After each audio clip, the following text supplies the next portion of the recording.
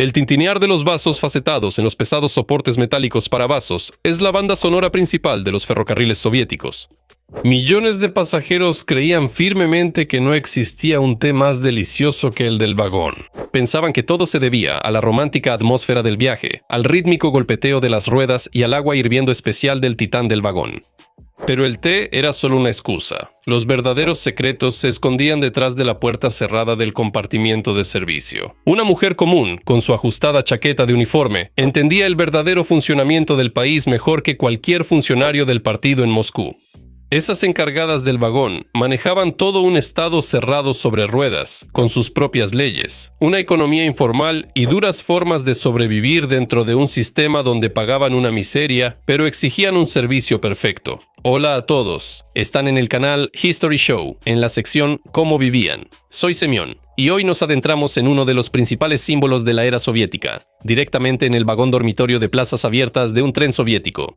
Si alguna vez viajaron en un tren así, seguro que ahora mismo sienten una fuerte nostalgia. Y si no tuvieron la oportunidad, no se preocupen, para el final del episodio estarán impregnados de este, como dicen ahora, vibra hasta los huesos. Bueno, ocupen sus literas, que nos vamos.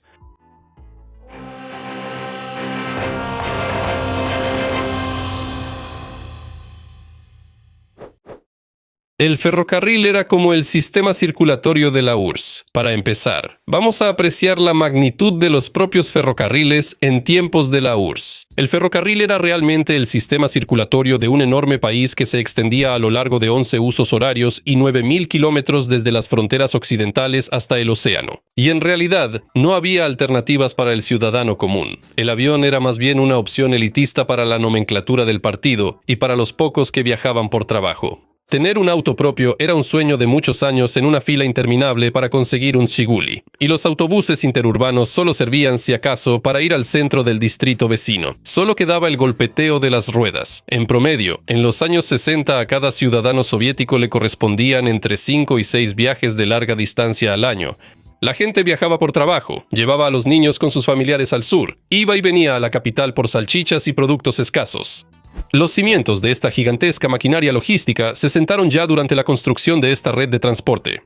La línea férrea fue abierta a través de la taiga durante un cuarto de siglo, de 1891 a 1916 usando palas y picos, y solo entonces el enorme territorio se unió físicamente en uno solo. El poder soviético mejoró y amplió esta red, y para la década de 1980, el flujo de pasajeros superó los 1.000 millones de personas al año. Todo el país, literalmente, vivía en los trenes, y en cada vagón individual había un líder inamovible. ¿Quién es la encargada del vagón? Profesión, selección, realidad. En la plantilla del Ministerio de Ferrocarriles, el puesto se llamaba de manera aburrida, auxiliar de vagón de pasajeros, pero en realidad era una monarquía absoluta, a pequeña escala. Durante todo el viaje, ya fuera un rápido viaje nocturno hasta Leningrad o una maratón de una semana hasta Vladivostok, todo el poder dentro del vagón le pertenecía a ella. No era tan fácil conseguir ese puesto viniendo de la calle, los candidatos pasaban por un filtro muy estricto. A las solicitantes se les exigía un montón de referencias impecables y un expediente absolutamente limpio, pero ni siquiera eso era suficiente. La revisión final obligatoriamente la realizaba la KGB. También había un control de apariencia no oficial. Para los prestigiosos trenes de categoría seleccionaban a mujeres con una apariencia que, en ese entonces, era de modelo. Y para los viajes normales contrataban sin muchas exigencias estéticas. Las encargadas del vagón se vestían según un reglamento estricto, que más bien recordaba un reglamento militar. Nada de cabello suelto ni peinados a la moda, solo un peinado recogido y ordenado. Además, era obligatoria la falda azul y el saco de uniforme grueso. Pero detrás de la bonita fachada se escondía un trabajo agotador del que no se hacían reportajes entusiastas en las noticias. El trayecto Moscú-Novosibirsk eran 40 horas sin dormir bien. El viaje a Tashkent duraba casi 3 días. Simplemente no existía un horario de descanso. Los turnos se dividían con el compañero, pero aún así, toda la responsabilidad recaía sobre tus hombros las 24 horas del día. Limpiar los baños, lidiar con los exsoldados borrachos, echar carbón a la caldera de agua, todo lo hacías con tus propias manos. Las mismas trabajadoras llamaban a su vagón una vecindad sobre ruedas. Pero si en un departamento normal los vecinos siempre son los mismos, aquí, en cada estación grande, suben nuevos inquilinos con sus propias costumbres y rarezas. El salario oficial por este trabajo infernal era ridículo, 140 a 160 rublos en la última época de la URSS. Por eso, las encargadas del vagón tenían que ingeniárselas y monetizar su puesto, de lo cual hablaremos más adelante. Jerarquía de los vagones, una vecindad sobre ruedas.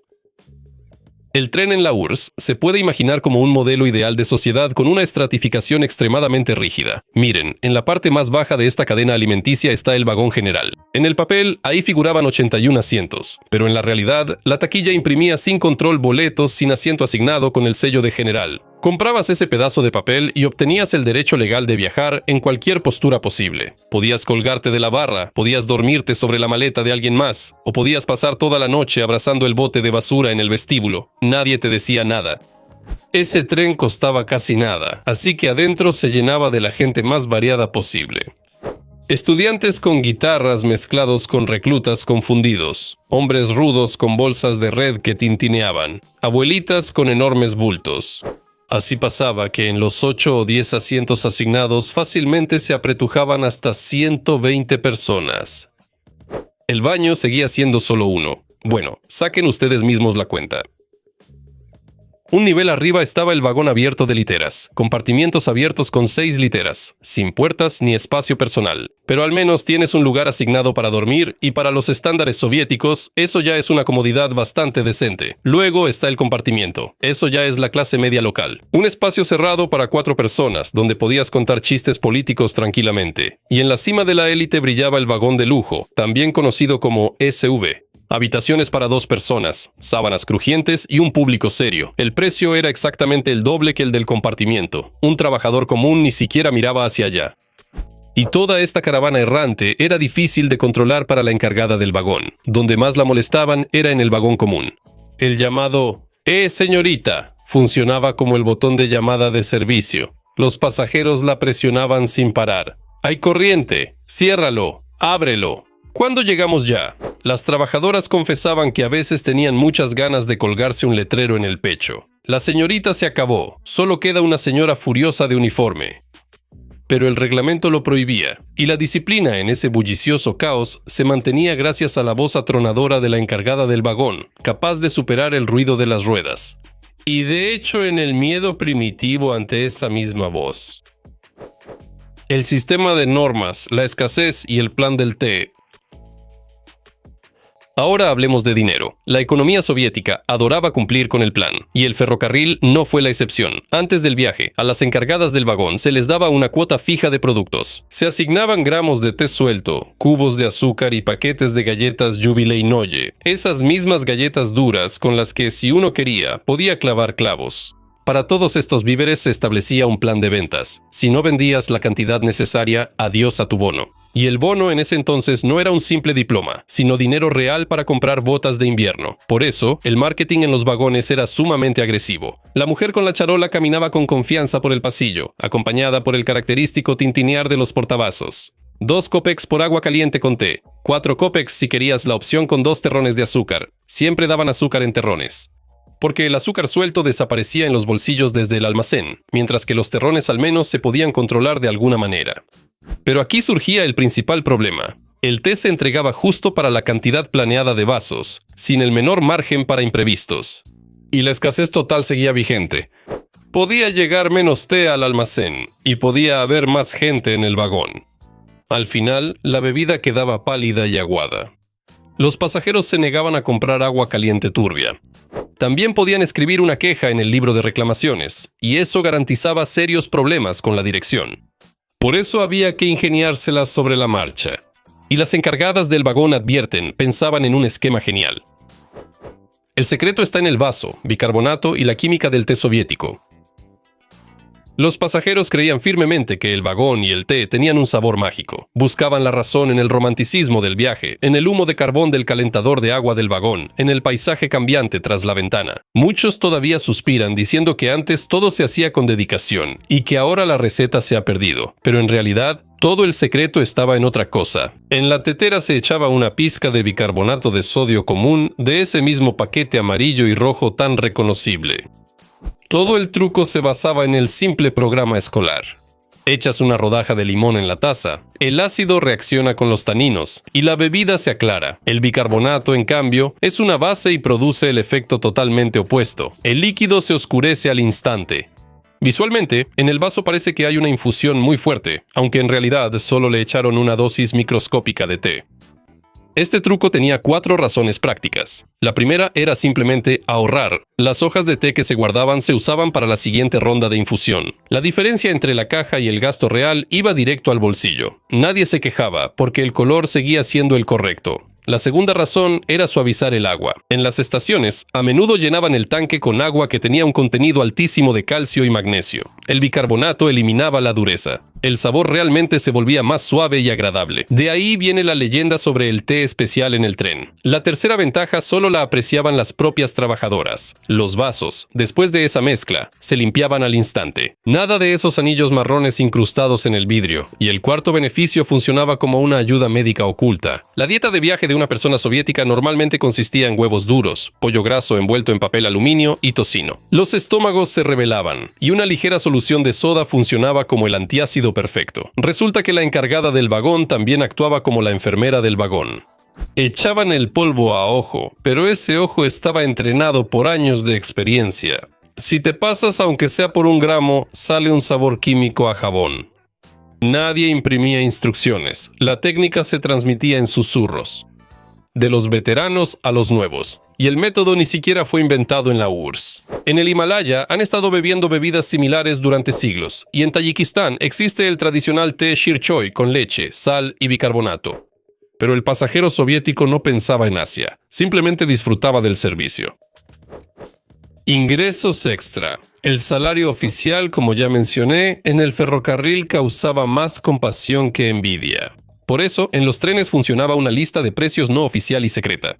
Todos los involucrados en el movimiento conocían las reglas del juego, simplemente no las discutían en público. La principal mina de oro eran los pasajeros sin boleto. Esconder a un polizón en un vagón común lleno hasta el tope es tarea de primaria. Ningún inspector va a contar a 100 personas una por una. La tarifa estándar era de unos 3 rublos. Una 10ª parte se le daba al jefe del tren para que no hubiera problemas. El resto se lo quedaban ellos. Después venía la ganancia con ese mismo té. Los centavos que se ahorraban usando menos hojas de té se multiplicaban por cientos de vasos en cada viaje. Y en un mes, eso sumaba un ingreso bastante considerable. Otra fuente de ingresos era cobrar por dejar operar la venta informal de comida. Por los vagones siempre andaban abuelitas vendiendo papas calientes, belyashi y empanadas. La encargada del vagón podía fácilmente detener ese comercio, pero prefería hacerse de la vista gorda, a veces por bondad y a veces por un porcentaje de las ventas o una cena gratis. Este esquema gris no era ninguna anomalía criminal. Así funcionaba la economía de supervivencia. El gobierno pagaba una miseria y la gente completaba lo suyo con los métodos que tenía a la mano. Los logísticos de la economía en la sombra. Pero algunos jugadores iban mucho más allá de los pasteles y los polizones. Aquí la historia va más allá de las ganancias menores y se convierte en otra cosa, un verdadero thriller criminal. Tomemos como ejemplo la legendaria ruta Leópolis-Riga. Bajo la apariencia de un servicio regular de pasajeros, funcionaba una cadena de producción ininterrumpida. Durante días trasladaba de una república a otra toneladas de contrabando y maletas llenas de efectivo. Ambas regiones se complementaban perfectamente. Ucrania Occidental producía en talleres clandestinos los productos más codiciados y escasos. El cuero, los artículos de marroquinería, el calzado y la ropa de punto se confeccionaban con materiales no registrados directamente en los sótanos. Los países bálticos eran una sucursal local de Occidente. La gente tenía dinero, otros gustos y acceso a importaciones, perfumería, componentes electrónicos y casetes con música extranjera. En Leópolis, por una de esas cintas fácilmente te daban la mitad del salario de un ingeniero. El ferrocarril unió de manera inseparable estos dos mundos. Surgió un negocio clandestino de proporciones enormes que los servicios de inteligencia intentaron cerrar durante años. Y los encargados del vagón se convirtieron en los principales mensajeros de esta cadena. La mujer con el uniforme conocía su territorio hasta el último tornillo. Sabía dónde se desprende el panel de plástico, dónde hay un hueco vacío bajo el techo. Cualquier mercancía pequeña viajaba en escondites perfectos, pasando por las inspecciones más estrictas. Con un solo viaje exitoso, se podía ganar una cantidad varias veces mayor que el salario anual. Un negocio de tal calibre necesitaba una protección confiable. La cadena de sobornos se extendía por toda la estación. Recibían su porcentaje los inspectores de vagones, los encargados de la estación y la policía de transporte. Todos lo entendían y durante las inspecciones miraban exclusivamente hacia otro lado. La seguridad estaba garantizada por un ingenioso sistema de señales secretas. Una cortina cerrada de una manera especial en la ventana del compartimiento señalaba una próxima redada. La mercancía se escondía de inmediato o se arrojaba en pleno movimiento en un punto acordado, donde los cómplices ya la esperaban entre los arbustos. Para los años 80 el surtido se había renovado. Las telas y el calzado dieron paso a la electrónica compacta y a las cintas magnéticas. Las cintas con éxitos occidentales se enrollaban firmemente en carretes y se escondían dentro de rollos de papel higiénico industrial. Y cuando la campaña antialcohólica de Gorbachov golpeó, los clandestinos se adaptaron en un solo día. En los huecos entre las paredes empezaron a instalar tanques herméticos de plástico apto para alimentos. El tren entraba en Riga, ocultando en su revestimiento cientos de litros de aguardiente de los Cárpatos de alta calidad. Era una economía paralela en toda regla. La vida cotidiana durante el viaje. ¿Qué comían? ¿A qué olía y de qué hablaban? Mientras miles de rublos ilegales viajaban en las paredes, dentro del vagón bullía toda una vida propia. Justo esa vida quedó grabada para siempre en la memoria de millones de personas. El olor característico golpeaba la nariz exactamente media hora después de la salida. Una mezcla densa y potente de pollo asado en papel aluminio, huevos cocidos y tocino con ajo. La ración básica de viaje, que no estaba sujeta a discusión alguna. ¿Por qué? ¿Por qué siempre pollo? Era fácil de conseguir y podía estar un día entero sin refrigeración. Y lo más importante, con el golpeteo de las ruedas, adquiría un sabor místico y maravilloso. Quizás el secreto estaba en comer el ave con las manos, directamente de la edición fresca del periódico Pravda. Los huevos se cocían duros y se llevaban por decenas. Sin la menor grieta en la cáscara, aguantaban 3 días. El golpe seco del huevo contra la esquina de la mesa es el segundo sonido más importante del tren, después del traqueteo de los rieles. Comer solo se consideraba un grave delito contra la sociedad. Si sacabas un pepino, debías ofrecérselo a tu vecino. Cortaste un trozo de tocino y el hielo ya quedó roto. En Penza ya son los mejores amigos. Y para cuando llegan a Ufa, ya sabes dónde sirve el hijo de cada quien y quién tuvo una vaca que parió gemelos. El vagón abierto de literas funcionaba como una sesión gratuita de psicoterapia colectiva. La gente abría su alma por completo ante compañeros de viaje totalmente desconocidos. Y el secreto es simple, porque en un día esa persona se bajará en su estación y nunca la volverás a ver. El anonimato garantizado daba derecho a la absoluta honestidad. Al quitarse el saco, el ciudadano soviético dejaba atrás su estatus social. El profesor, el obrero y el funcionario del partido dormían en los mismos colchones rayados. El vagón restaurante seguía funcionando perfectamente. Los precios eran más que accesibles. Una porción de sopa de col sustanciosa costaba unos 60 kopecks. La chuleta con guarnición costaba 1 rublo. Con un salario promedio de 130 rublos era bastante accesible. Pero casi nadie iba ahí. La comida casera siempre sabe mejor. Además, no queríamos interrumpir una conversación sincera a la mitad solo por ir al comedor. Al anochecer, la encargada del vagón aparecía en el pasillo. Sonaban los vasos.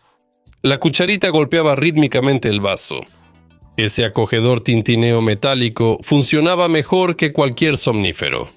Los gobiernos podían cambiar, la economía podía estar al borde del colapso, pero el té en el tren y el tintineo de la cucharita seguían siendo eternos. El fin de una era, lo que desapareció y lo que quedó. La Unión Soviética se derrumbó, y con ella desapareció también la escasez total de productos. El compartimiento de servicios se llenó de té en bolsitas sin personalidad, y la necesidad de usar bicarbonato de sodio desapareció por sí sola.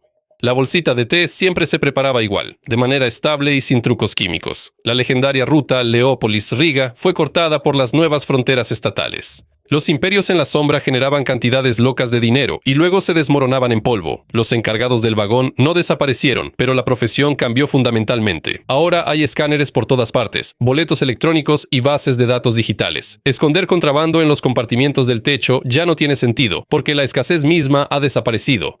También desapareció la locura salvaje del vagón general. El vagón dormitorio abierto sigue existiendo, pero la magia del compañero de viaje que te tocaba por casualidad se ha desvanecido por completo. Ahora la gente pasa días enteros sentada en silencio, absorta en sus teléfonos inteligentes. Sí, los pesados portavasos todavía tintinean, las ruedas siguen golpeando en las uniones, pero ese mundo cerrado se ha disuelto por completo en el pasado. Un mundo donde la estricta encargada del vagón hacía trucos con el té para cumplir con el plan, donde en la ventilación viajaban cargas prohibidas y donde el recluta vestido de verde le mostraba la foto de su prometida a una señora completamente desconocida con falda azul. Seguro que muchos de ustedes tienen su propia historia loca o conmovedora de un tren soviético. Compártanlas en los comentarios, las leeré con gusto. Denle like y suscríbanse al canal para no perderse los nuevos videos. Nos vemos en el próximo episodio. Adiós a todos.